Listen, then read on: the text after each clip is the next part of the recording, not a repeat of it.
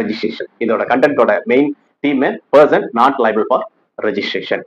அதுதான் ஜிஎஸ்டி எடுக்காதீங்க, டாக்ஸ் கட்டாதீங்க. இப்போ புதுசா ஒருத்தர் வந்து ஒரு பிசினஸ் பண்ண போறாரு அப்படின்னா அவருக்கு டர்ன் ஓவர் லிமிட் ஃபர்ஸ்ட் பார்க்கணும், அப்புறம் டைம் லிமிட் பார்க்கணும். அப்படி என்ன டர்ன் ஓவர் லிமிட், அதாவது உச்சவரம்பு என்ன அப்படின்னு பாத்தீங்கன்னா 20 லட்சம் ரூபாய் ஒரு உச்சவரம்பு இருக்கு, அடுத்தது 40 லட்சம் ரூபாய் உச்சவரம்பு இருக்கு. அதை பத்தி ஃபர்ஸ்ட் பார்ப்போம். உச்சவரம்புனா டர்ன் ஓவர். அந்த டர்ன் ஓவர்ல ஒரு பிசினஸ் பண்றீங்க, ஒரு ட்ரேடிங் பண்றீங்க அப்படின்னா 40 லட்சம் ரூபாய் டர்ன் ஓவர் கீழே இருந்ததுன்னா நீங்க ரெஜிஸ்ட்ரேஷன் எடுக்க வேண்டாம், டாக்ஸ் கட்ட வேண்டாம். அதே மாதிரி சர்வீஸ் பண்றீங்க, சர்வீஸ் ரிலேட்டடான பிசினஸ் ஓரியன்ட் பிசினஸ் அப்படின்னா நீங்க 20 லட்சம் ரூபாய்க்கு கீழே இருந்ததுன்னா ஒரு வருஷத்துல நீங்க 20 லட்சம் ரூபாய்க்கு கீழே இருந்தா நீங்க ரெஜிஸ்ட்ரேஷன் எடுக்க வேண்டாம், டாக்ஸ் கட்ட வேண்டாம். அந்த அளவுக்கு கவர்மெண்ட் ரிலீஃப் கொடுத்துருக்காங்க. இதை பயன்படுத்திக்கணும். நம்ம நிறைய பேர் என்ன பண்றாங்க அப்படின்னா ரெஜிஸ்ட்ரேஷன் அவசரப்பட்டு எடுத்துட்டு டாக்ஸ் கட்டிட்டு ஆடிட்டருக்கும் ஃபீஸ் கொடுத்துட்டு அவங்களுடைய பணத்தையும் நேரத்தையும் வீணடிக்கிறாங்க.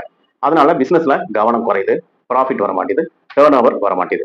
அதனால ஃபர்ஸ்ட் நீங்க என்ன பண்ணணும் அப்படின்னா அக்கௌண்ட்ஸ் லிஸ்ட்டை மெயின்டைன் பண்ணணும். ஒரு பிசினஸ் பண்றவங்க கண்டிப்பா அக்கௌண்ட்ஸ் வந்து மெயின்டைன் பண்ணணும். என்ன நிலவரத்தில் இருக்கு, என்ன டர்ன் ஓவர் பண்ணிருக்கோம் இந்த மாசம், என்ன இந்த மாசத்துல என்ன நமக்கு ப்ராஃபிட் வந்திருக்கு அல்லது என்ன லாஸ் வந்திருக்கு அப்படின்னு கணக்கு போடுறதுக்கு நம்ம தயாரா இருக்கணும். ஒரு பிசினஸ் பண்றவங்களுக்கு இது ரொம்ப ரொம்ப முதல் ப்ரியாரிட்டியா இருக்கணும் நான் சொல்றேன். அப்போ ஜிஎஸ்டியில அந்த 40 லட்சம் ரூபாய் 20 லட்சம் ரூபாய் டர்ன் ஓவர்ல இன்னொரு பாயிண்ட் இருக்கு. நான் சர்வீஸும் பண்றேன், ட்ரேடிங்கும் பண்றேன், அதாவது கூட்ஸும் பண்றேன், சர்வீஸும் பண்றேன் அப்படின்னா இவருடைய டர்ன் ஓவர் வந்துட்டு 20 லட்சம் ரூபாய். அதுக்கு கீழே இருந்ததுன்னா அவர் ரெஜிஸ்ட்ரேஷனுக்கு போக வேண்டிய அவசியம் இல்லை, டாக்ஸ் கட்ட வேண்டிய அவசியம் இல்லை. என்னுடைய நண்பர் ஒருவர் வந்திருந்தார். அவர் என்ன சொல்ல வர்றாரு அப்படின்னு பாத்தீங்கன்னா, என்னுடைய டர்ன் ஓவரே 10 லட்சம் ரூபாய் தான், நான் அர்ஜென்ட்டா ஆர்சி எடுத்துட்டேன். ஒரு பிசினஸ் பண்றவங்க எப்பவுமே ஒரு ஆர்சி எடுத்துக்கணும் அப்படின்னு சொல்லிட்டு தவறான புரிதல். அது யாரோ ஒருத்தர் சொல்லிட்டாங்க பிசினஸ் பண்றவங்க எல்லாம் ஆர்சி எடுத்துதான் பண்ணணும். அதை புரிஞ்சு அவர் என்ன பண்ணிட்டாருன்னா ஆர்சி எடுத்துட்டாரு. ஆர்சி எடுத்து அவர் மாசம் ஜிஎஸ்டி ரிட்டர்ன் ஃபைல் பண்றாரு, ஆடிட்டருக்கும் ஒரு சார்ஜ் போகுது, டாக்ஸும் கட்டிட்டு இருக்காரு. இதனால அவருக்கு என்ன லாஸ்ன்னு பாத்தீங்கன்னா டைம் ஒண்ணு விரயமாகுது. அனாவசியமா அவருடைய பிசினஸ்ல இருந்து கான்சென்ட்ரேட் பண்ணாம இந்த டாக்ஸேஷன் ரிலேட்டடா அவர் மேட்டருக்குள்ள வர்றாரு. அப்போ என்னன்னு கேட்டீங்கன்னா இதுக்கான அவேர்னஸ் அவர்கிட்ட இல்லாம போனாதான்.